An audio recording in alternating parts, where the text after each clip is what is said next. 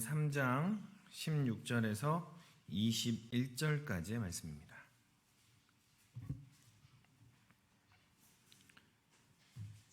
요한복음 3장 16절에서 21절까지의 말씀을 제가 한 절 읽고 여러분이 한 절 읽고 한 절씩 교독하며 나가겠습니다.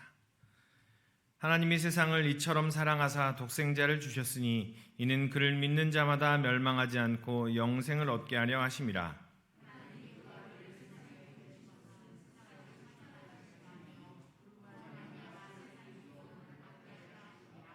그를 믿는 자는 심판을 받지 아니하는 것이요 믿지 아니하는 자는 하나님의 독생자의 이름을 믿지 아니하므로 벌써 심판을 받은 것이니라.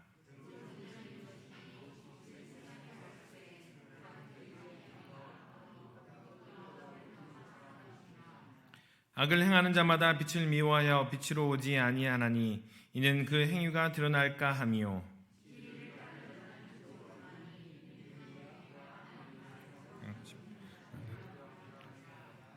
아멘. 좌우에 계신 분과 이렇게 한번 인사하겠습니다. 감사할 때 하나님께서 임하십니다. 우리 다시 한번 얼굴을 바라보시면서 뵈니까 너무 감사해요. 우리가 감사가 더욱 넘쳐나는 그런 삶이 되기를 소망합니다. 오늘은 밤중에 니고데모가 예수님을 찾아가서 나눈 이야기들 중에 그 이야기들을 사랑에 대한 이야기로 함께 또 나눠보려고 합니다. 그 이야기들 중에 사랑의 관점에서 그 이야기를 다시 한번 함께 풀어보고 나눠보고자 합니다.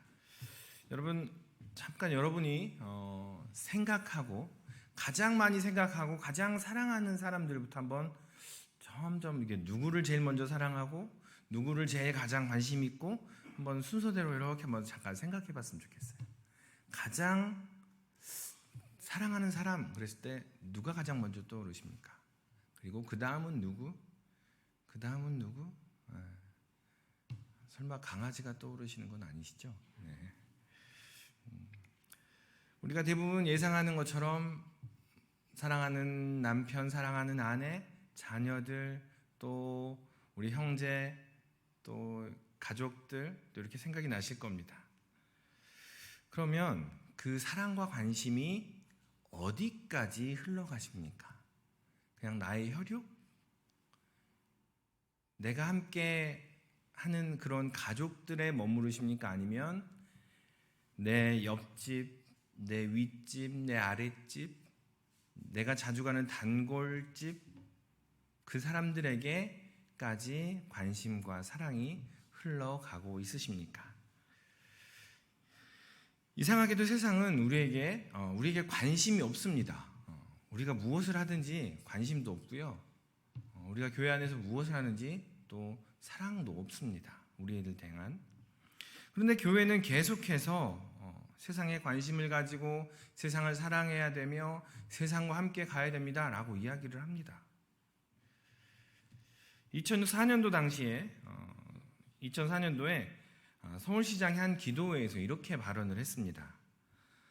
서울의 회복과 부흥을 꿈꾸고 기도하는 서울 기독 청년들의 마음과 정성을 담아서 수도 서울을 하나님께 봉헌합니다 라고 발언을 했습니다.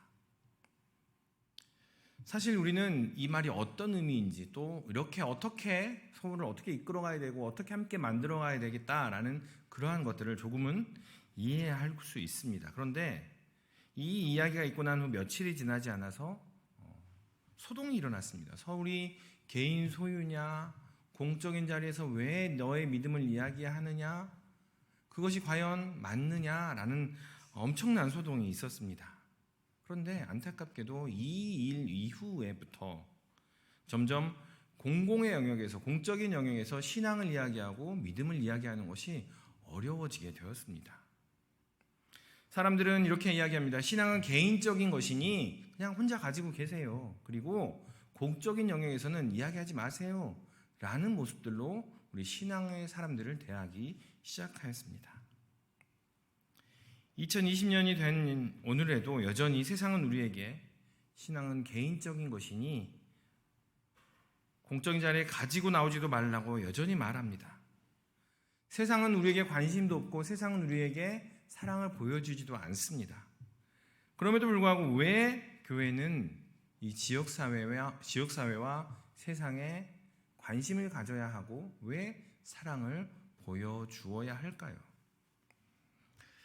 자, 오늘 요한복음 3장 16절을 제가 다시 한번 읽어보겠습니다. 하나님이 세상을 이처럼 사랑하사 독생자를 주셨으니 이는 그를 믿는 자마다 멸망하지 않고 영생을 얻게 하려 하심이라. 3장 16절에 보면 세상이라는 단어가 나옵니다. 그런데 이 세상이라는 단어가 16절에만 나오지 않고 16절 이하에 보면 계속해서 반복적으로 언급이 됩니다.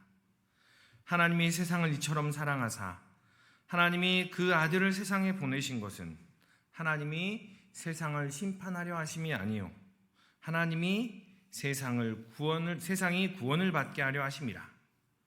곧 빛이 세상에 왔으되 라고 이야기합니다.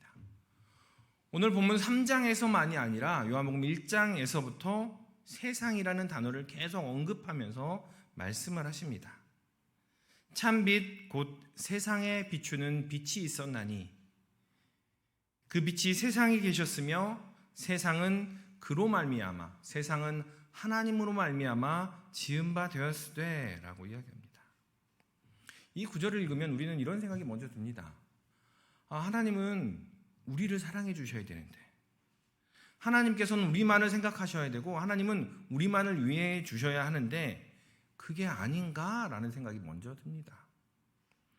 하나님께서 오늘 말씀에서 보면 하나님께서는 우리가 아니라 세상을 사랑한다라고 이야기하는 것 같고 우리 가운데가 아니라 세상 가운데 임했다라고 이야기하는 것 같습니다. 그런데 이 세상이라는 단어는 우리가 잘 알고 있는 그 단어 코스모스라는 단어입니다. 코스모스는 우주라는 의미와 더불어서 질서와 조화와 온전히 하나 되는 그러한 모습들을 이야기를 합니다. 창세기부터 계시록까지 우주를 이야기할 때, 세상을 이야기할 때 이 코스모스라는 단어를 사용하여서 하나님의 온 피조 세계를 이야기를 하고 있습니다. 더불어서 창세기에서는 하나님께서 천지를 창조하시고 온 세상을 창조하시고 보기 좋으셨다라고 하셨습니다. 하나님께서 지으시고 예수님께서 계신 그곳이 바로 세상입니다. 그런데 우리는 쉽게 이야기합니다. 세상 그러면 안 좋은 것, 세상 그러면 악한 것, 나쁜 것, 세상 그러면 우리를 넘어뜨리려 하는 것이라고만 인식을 합니다. 그러면서 결코 세상은 선하고 아름답다라고 말하지 않습니다. 세상이 우리를 외면하고 이 세상이 우리로 하여금 구석에 조용히 있어라 라고 하여도 우리가 세상을 섬기고 세상을 사랑해야 하는 이유는 오늘 요한복음 1장에서부터 3장까지 그리고 창세기부터 계속 이 세상을 이야기할 때 이 코스모스라는 단어를 통하여 말씀하신 것처럼 하나님께서 세상을 사랑하시기 때문이며 세상에 계시고 하나님께서 창조하신 세상은 우리만을 말하는 그 세상이 아니기 때문입니다. 여전히 세상은 우리에게 관심이 없고 여전히 세상은 우리를 어떻게 하면 이용해 볼까? 어떻게 하면 저 믿는 사람들을 한번 어떻게 해볼까? 라고 궁리하지만 그들을 향해서 사랑합니다 이야기하고 그들을 위해서 기도하고 함께 나아가야 되는 이유는 하나님께서 그 세상을 창조하시고 하나님께서 그 세상을 위하여 이 땅에 예수 그리스도를 보내셨고 하나님께서 그 세상 가운데 임재하고 계시기 때문이라는 것입니다. 그럼에도 불구하고 우리는 마음 한켠에서는 여전히 싸움이 있습니다. 계속 마음 한켠에서는 믿는 사람과 믿지 않는 사람, 하나님의 영역과 세상의 영역, 종교와 정치를 구분해서 그냥 하나님의 것들은 좋은 것, 하나님 없는 것은 나쁜 것 이렇게 판단하고 싶은 마음이 계속 우리 마음 가운데 들더라는 겁니다. 왜 그럴까 생각해 보았더니 그것은 첫 번째로 구약을 바탕으로 해서 계속 성경을 읽어나가기 때문입니다. 구약은 어떤 책이냐? 오실 메시아에 대해서 이야기를 하고 있고 그 메시아가 이스라엘을 통해서 나옵니다라는 것들을 보여주는 책입니다. 그런데 이스라엘이 그렇게 생각을 하다 보니까 이스라엘은 계속 그 사상이 우리는 선택받았다, 우리만이 탁월한 민족이다라고 발전되어 버렸습니다. 그것이 발전되면서 우리는 선택된 백성이니 선택받지 못한 이방인은 가축과 짐승과 같다라는 그러한 구분되어지는 생각들이 나타나게 되었습니다. 같은 맥락으로 이스라엘 백성이 자신만이 선택된 백성이다, 우리는 우월하고 탁월해 라고 했던 것처럼 우리 믿음의 사람들도 우리는 영적인 이스라엘 백성이야 라고 생각하면서 우리는 탁월해, 우리는 우월해, 우리는 저 믿지 않는 사람들보다 훨씬 1등 시민인 것 같아 라고 생각하는 모습이 있게 되어버렸다는 것입니다. 그런데 성경은 절대로 그렇게 말하지 않습니다. 그 생각과 더불어서, 그리고 그 생각은 여전히 교회 안에 흐르고 있는 두 나라라는 그러한 신학이 있습니다. 기독교의 틀을 만들었던 어거스틴이라는 분이 계십니다. 들어보셨죠? 네. 이 어거스틴이라는 분이 쓴 하나님의 도성이라는 책이 있습니다. 그는 그 하나님의 그 책에서 그는 하나님의 도성과 지상의 도성을 나누어서 이야기를 합니다. 그런데 이 어거스틴이 이렇게 말했는데 그것을 우리가 잘 아는 종교개혁자 루터가 그것을 그대로 받아서 또 이야기를 합니다. 루터는 하나님의 도성을 하나님의 왕국으로, 그리고 지상의 도성을 세상 왕국으로 나누어서 이야기를 합니다. 어거스틴 이야기하고 루터가 이야기했던 그 틀이 딱 두 개로 나누어서 하나님의 것, 세상의 것, 좋은 것, 나쁜 것 이렇게 나누었던 것이 우리 신앙 안에 이렇게 흘러 들어가고 있더라라는 것입니다. 그런데 사실 어거스틴은 로마의 멸망이 기독교인 때문입니다. 기독교인이 엉뚱한 짓을 하고 기독교인이 이상한 짓을 하니 로마가 이렇게 쇠퇴하는 것입니다 라고 돌아다녔던 그 풍문에 대항하여서 선과 악을 대비하여서 하나님의 나라를 설명하기 위해서 그 하나님의 도성이라는 책을 썼습니다. 그래서 어거스틴은 그 책에서 두 부류로 인류를 구분을 지었습니다. 한 부류는 신앙의 본향을 하나님의 왕국에 두는 신자들이고, 또 다른 한 부류는 이 세상에 살면서 악마들에게 봉사하는 그런 사람들입니다 라고 표현하였습니다. 이러한 바탕을 말씀드린 것처럼 루터가 그대로 이어받아서 인류를 신실한 믿음의 사람들과 세상 가운데 살아가는 비그리스도인, 이렇게 두 부류로 나누어 놓았습니다. 혹시나 이러한 틀이 우리의 삶 가운데, 우리의 생각 속에 남아 있으시지는 않습니까? 나는 선택된 영적 이스라엘 백성이야, 나는 영적인 1등 시민이야 라는 생각에 믿지 않는 사람들, 또 믿음이 연약한 이들을 짓누르고 계시지는 않으십니까? 아니면 하나님의 것은 선한 것이고 세상 것은 나쁜 것이야 라고 이분법적으로 나누어서 그렇게 그냥 단순하게 생각해 버리고 계시지는 않으십니까? 이런 생각이 어떤 모습으로 나올까요? 이건 저희 집안의 이야기인데요. 저희 아버지께서는 그 어깨너머로 건축 일을 배우셨어요. 그래서 평생 건축으로 삶을 이렇게 살아내시고 그러셨던 분이신데, 일이 고되니까 일이 하루쯤 마칠 때쯤 되면 뭐 하시겠습니까? 한 잔 기에 딱 걸치시고 건하게 노근하게 이렇게 집으로 돌아오세요. 얼굴이 벌게 가지고 돌아오시면 당시 저희 교회 권사님이셨던 어머니께서는 띵동띵동 울리면 얼굴이 벌건 얼굴을 보자마자 문을 닫고 방으로 들어가십니다. 찬바람이 쌩쌩 부는 거예요. 하루 수고하고 애쓰고 그렇게 집에 돌아왔는데 술이 웬수야, 저 악마 같은 술, 이렇게 말씀하시며 그냥 방으로 들어가세요. 그런 모습을 이렇게 보아왔어요.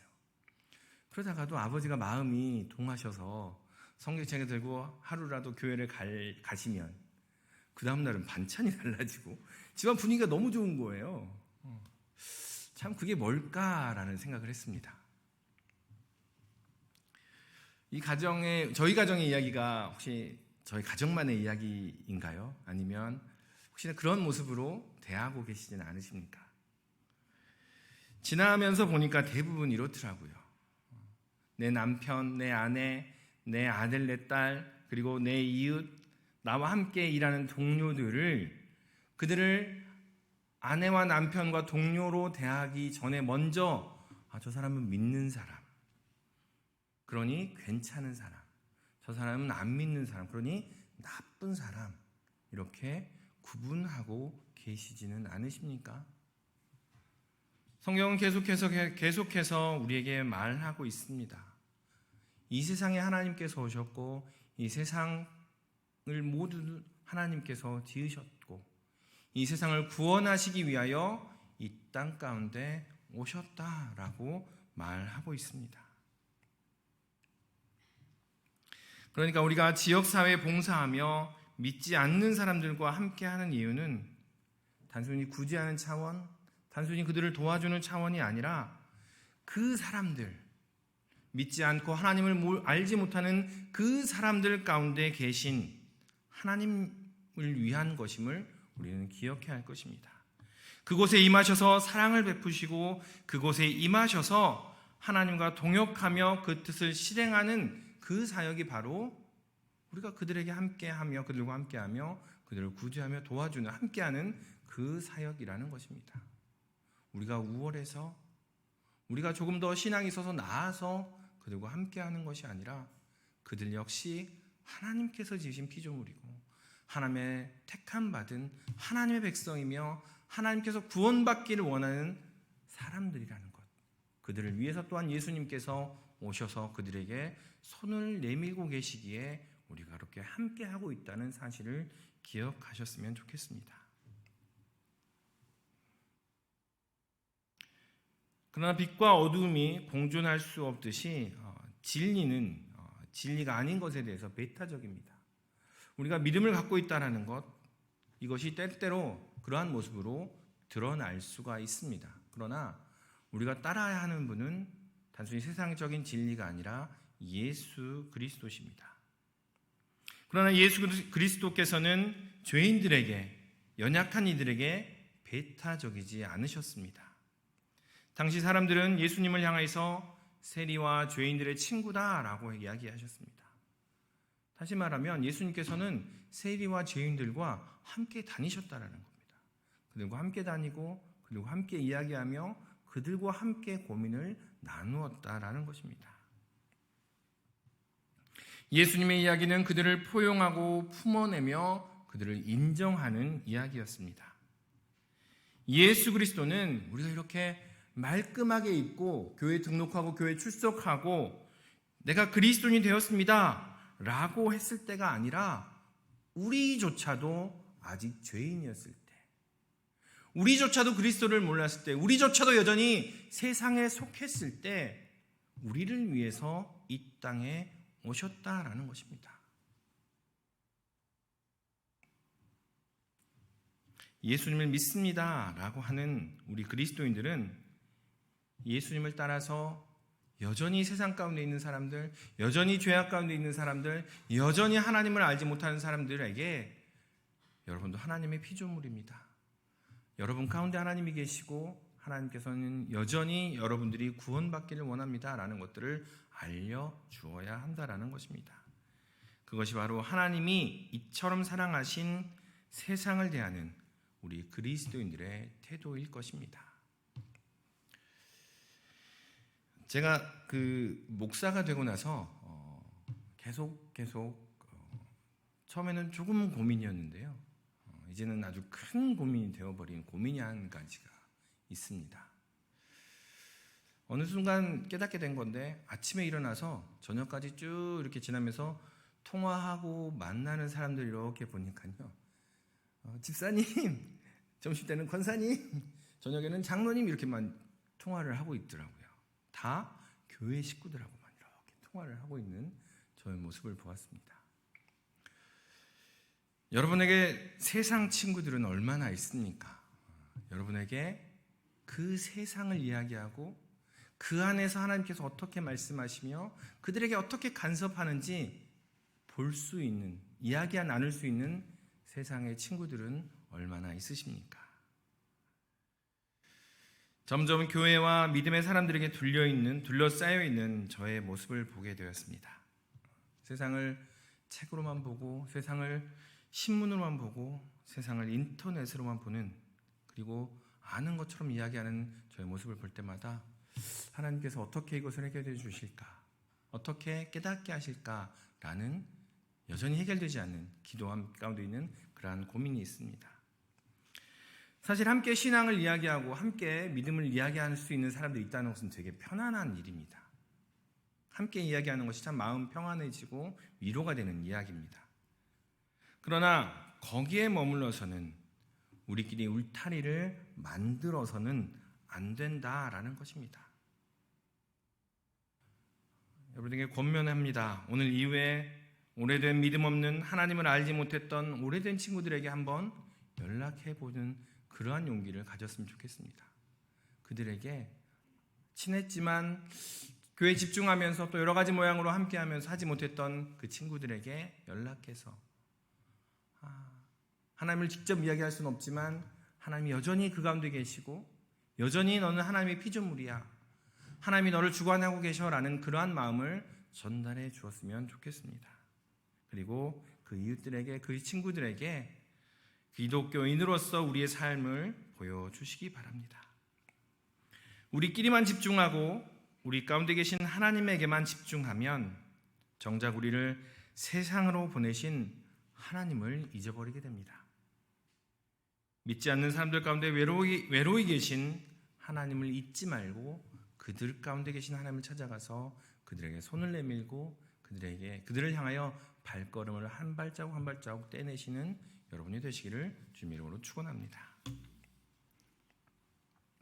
그렇다면 하나님께서 우리를 세상을 이처럼 사랑하사라고 말씀하셨습니다. 그렇다면 하나님께서 세상을 얼마나 사랑하신다는 말일까요? 우리는 쉽게 답을 합니다. 아들을 내줄 만큼 사랑하십니다. 십자가에 달릴 만큼, 아들을 십자가에 내어줄 만큼 우리를 사랑하십니다. 그게 어느 정도인지 느낌이 오시나요? 우리가 가끔씩 영혼 없이 대답할 때가 있습니다. 왜냐하면 그 사랑을, 물론 사랑이라는 감정은 항상 감정으로서 해석하는 것은 무리가 있습니다. 성경에서 했었던 그 십자가의 사건, 예수님이 오신 사건은 감정으로 해석하기보다는 사실이기 때문입니다. 그러나 우리는 또한 그것을 감정까지 이어질 수 있도록 연결해야 할 것입니다. 그런데 그것이 과연 어떤 느낌일까? 어느 정도의 마음일까? 하나님께서 우리를 얼마나 사랑하시는 것일까? 궁금할 때가 종종 있습니다. 하나님이 세상을 이처럼 사랑하사라는 이 구절은 그 다음에 있는 독생자를 주셨으니 라는 말과 연결이 됩니다. 하나님이 세상을 이처럼 사랑하사 독생자를 주셨으니, 이처럼 사랑하시는 사랑은 독생자를 주신 사랑이라는 것입니다. 이 독생자는 톤, 휘온, 톤, 모노게네 이렇게 되어 있습니다. 휘온이라는 것은 아들이라는 말이고 모노게네라는 말은 유일하다, 오직 한 길이다 라는 얘기입니다. 하나님께서 우리와의 관계 속에서 하나님께 나아갈 수 있는 유일한 딱 하나의 방법을 주셨다라는 이야기입니다.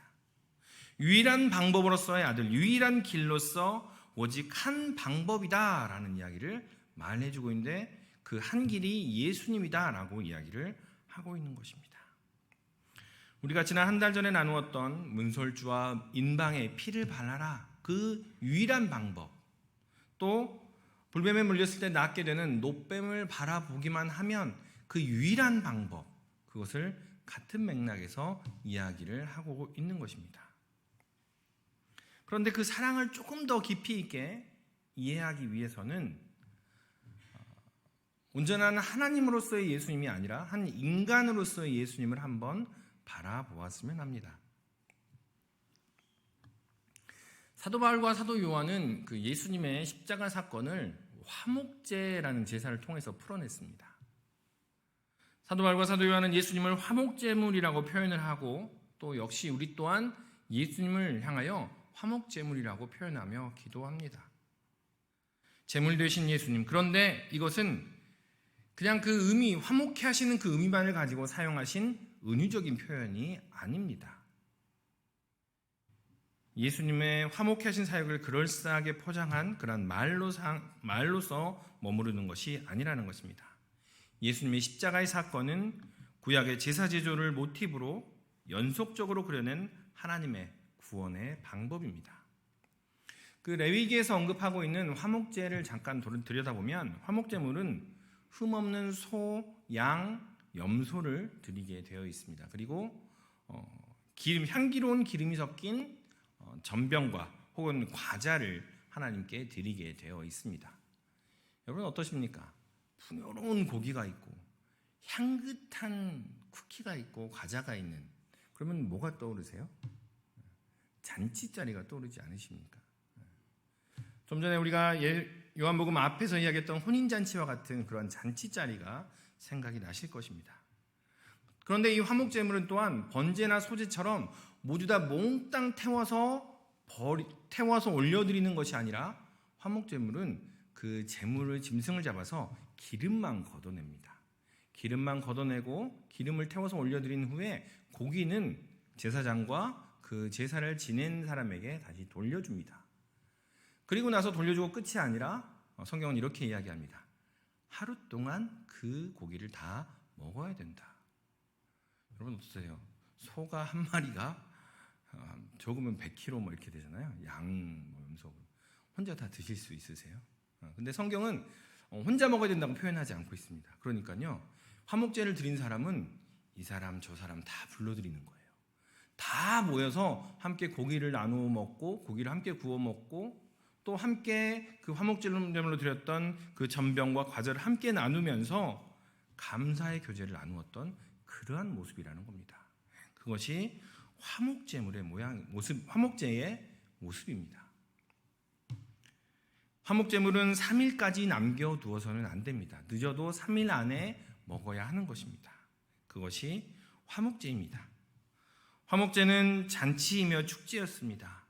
함께 모여서 소와 양과 염소를 먹었고 이것이 바로 예수님의 혼인잔치와 같았던 그 축제의 구원사역과 딱 맞습니다. 그런데 우리가 한번 생각해 봐야 될 것은 앞에 말씀드렸던 것처럼 인간이신 예수님을 하나님께서 제물로 받으셨다고요? 인간이신 예수님이 십자가에 달리심으로 예수님이 화목제물이 되셨다고요? 우리는 이렇게 쉽게 이야기합니다. 그런데 성경 전체를 보면 하나님께서는 사람을 제물로 드리는 제사를 멸시하셨습니다.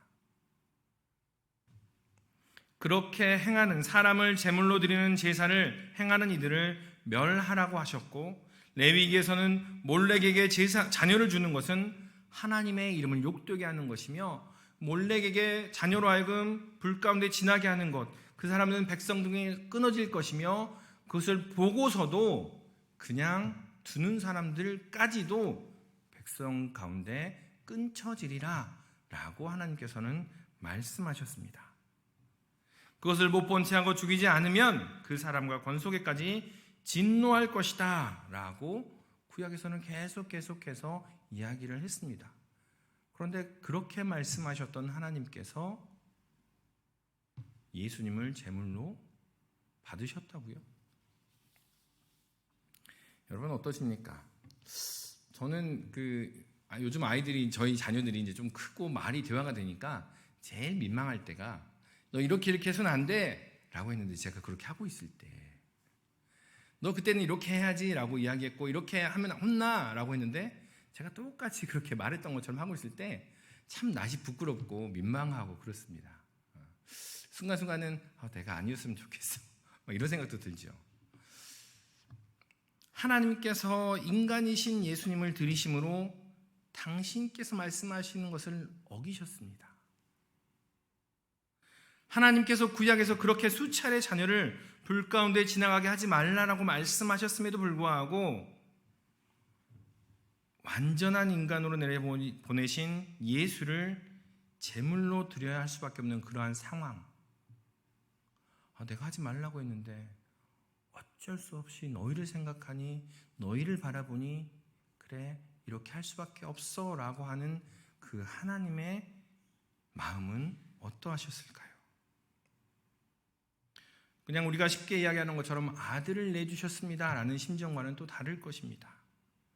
더 이상 하나님의 길을 거부할 만큼 더 이상 하나님이 아니어도 돼 너희를 사랑할 수만 있다면, 너희를 더 위하고 너희를 구원할 수 있고 너희를 위하여 내 모든 것들을 줄 수만 있다면 나는 더 이상 하나님이 아니어도 돼.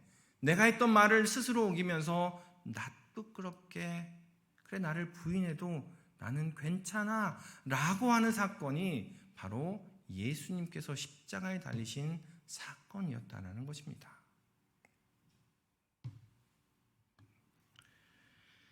자신을 부인한다는 것 우리 인간의 모습으로도 쉽지 않습니다. 하나님께서는 우리를 사랑하시기 위해서 그 사랑이 얼마나 큰가, 그 사랑이 얼마나 위대한지 당신 하나님께서 당신이 내가 하나님이 아니어도 돼 너희를 사랑할 수만 있다면, 너희를 위할 수만 있다면, 너희를 구원할 수만 있다면 이렇게 행하신 모습이 바로 우리를 향한 하나님의 사랑임을 기억하셨으면 좋겠습니다. 또한 이런 인신제사, 사람을 드리는 인신제사는 고대 근동에서부터 최근 근대에 이르기까지 계속 있어 왔습니다. 사람들이 너무나 사랑하는 사람을 위해서 제사를 지내고 너무나 소중한 일을 위해서 뭔가 제사를 지내다 보니까 처음에는 요만한 거 드리다가 더 큰 거를 드리고 더 큰 거를 드리다가 마지막에 인간까지 드리게 된 제사가 바로 인신제사입니다. 하나님께서는 철저히 그것을 하지 말라고 막으셨고 그렇게 하는 것을 멸한다고 말씀하셨습니다. 그런데 하나님께서 이렇게 보시면 우리를 향해서도 우리를 구원하시기 위해서 우리를 사랑한다라고 말하기 위해서 많은 사람들을 보내셨습니다. 처음에는 가축의 제사를 통해서 보내셨고 많은 선지자들을 통해서 보내셨고 많은 사람들을 통해서 하나님이 우리를 얼마나 사랑하는지 알아달라 라고 거듭거듭 말씀하셨음에도 불구하고 우리가 전혀 알아차리지 못한 채 하나님의 사랑을 깨닫지 못하자 그 아들까지도 보내신 사건이 바로 예수님의 십자가 사건이라는 겁니다. 이 이야기는 사복음서에 모두 다 나옵니다. 우리가 통상적으로 복음서에 다 언급이 되면 되게 중요한 이야기야 라고 이야기를 하는데 성경에 보면 소출을 거두기 위해서 주인이 맡겼던 농부들에게 종을 보냅니다. 자, 이제 이 소출을 거두어서 함께 잔치하자. 처음에 종을 보냈던 이 농부들이 이 종을 돌로 쳐서 죽입니다. 이게 무슨 일이지? 또 종을 보내고 또 종을 보내고 또 종을 보냅니다. 똑같은 일이 일어납니다. 이 주인은 생각합니다. 이제 아들을 보내면, 내 아들을 보내면 그들이 존대하겠지, 존중하겠지, 그리고 함께 그 소출을 가지고 와서 나와 잔치하겠지. 그 아들을 보냈는데 농부들은 이렇게 생각을 합니다. 그는 상속자이니 잡아 죽이고 그 소출을 우리가 가져가자. 이 이야기가 바로 예수님의 십자가 사건입니다.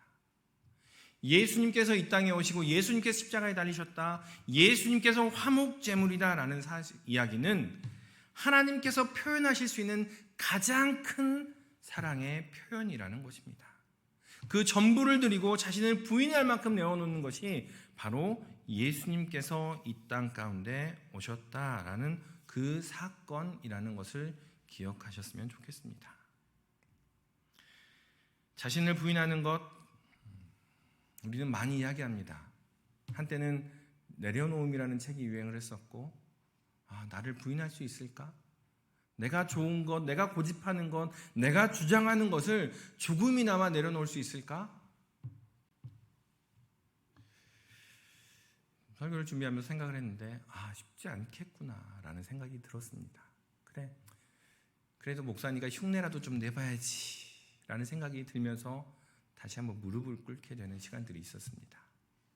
그러나 하나님께서 하나님이시기를 부인할 정도로 우리를 사랑하셨다면, 하나님께서 그래, 내 면이 안 서지만, 내 얼굴이 부끄럽지만, 그래, 내가 더 이상 하나님이 아니어도 너희를 사랑하고 너희를 구원할 수 있다면, 그 세상을 구원할 수 있다면 그렇게 할게 라고 자신을 부인한 그 하나님이 나의 하나님이라면 그 하나님을 따라서 우리 또한 스스로 부인하며 하나님의 뜻을 따라갈 수 있지 않을까 생각해 봅니다.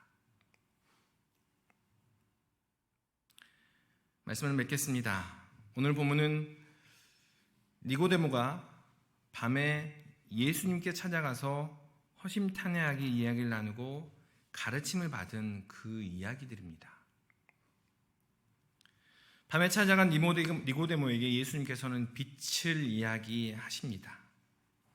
밤에 둘러싸여서 빛을 점점 잃어가고 있던 니고데모에게 너의 속에 있는 빛을 보라.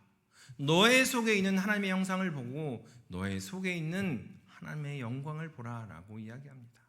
그리고 세상을 구원한 하나님, 세상을 구원하기를 원하시며 세상 가운데 계시며 또한 자신을 부인하기까지 우리를 사랑하시는 그 하나님을 온전히 따르라라고 이야기를 하고 있습니다.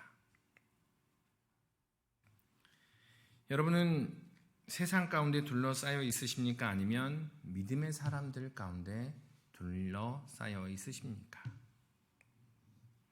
혹시나 빛으로만 둘러싸여 계시다면, 혹시나 믿음의 사람들 가운데만 그냥 둘러싸여 계시다면 이제는 어두운 세상 속에 헤매고 있는 이들을 돌아보시기를 소망합니다.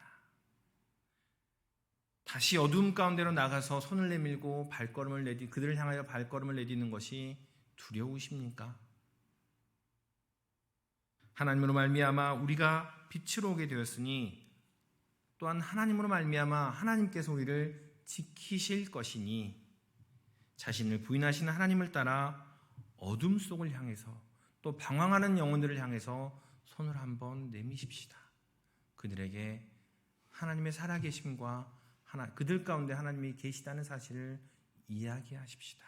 우리의 삶으로 이야기하고 우리의 모습으로 이야기하고 삶의 태도로 그들에게 하나님께서는 살아계시며 하나님께서 여러분을 사랑한다는 그 사실, 세상을 사랑한다는 그 사실을 이야기하시는 우리 믿음의 식구들이 되시기를 주님의 이름으로 축원합니다. 기도하겠습니다.